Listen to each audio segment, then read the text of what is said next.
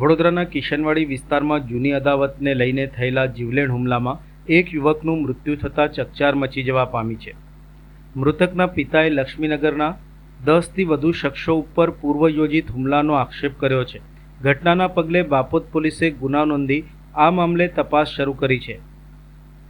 કિશનવાડી નજીક ભાનુપ્રતાપ સોસાયટીમાં રહેતા વિક્રમભાઈ વણઝારાના જણાવ્યા મુજબ લક્ષ્મીનગરમાં રહેતા એક વ્યક્તિ પાસે પોતાના નાણાંની ઉઘરાણી માટે તેઓનો સંપર્ક થયો હતો। આરોપીઓએ તેમને રાત્રે આશરે 8:30 વાગે પાણીની ટાંકી નજીક આવેલ સુપર બેકરી પાસે મળવા બોલાવ્યા હતા। વિક્રમભાઈ પોતાના ભત્રીજા સાથે સ્થળ ઉપર પહોંચ્યા હતા।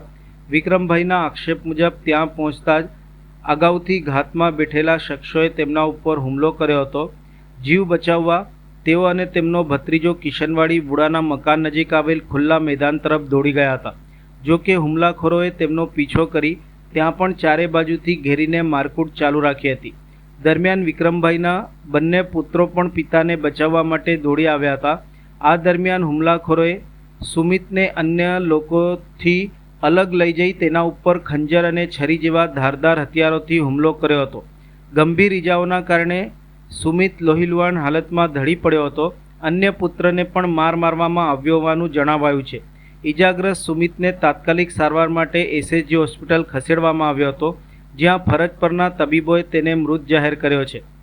મૃતકના પિતાના જણાવ્યા મુજબ હુમલામાં લક્ષ્મીનગરના રમેશ, વિક્રમ, વિનોદ, ધમાભાઈ, વિષ્ણુભાઈ, કાલુ, અજય સહિત 10થી 12 લોકોના નામો કીધા હતા। તેમણે વધુમાં જણાવ્યું હતું કે સુમિત મૂળ રાજસ્થાનનો રહેતો હતો અને થોડા દિવસ માટે તેમને મળવા માટે વડોદરા આવ્યો હતો।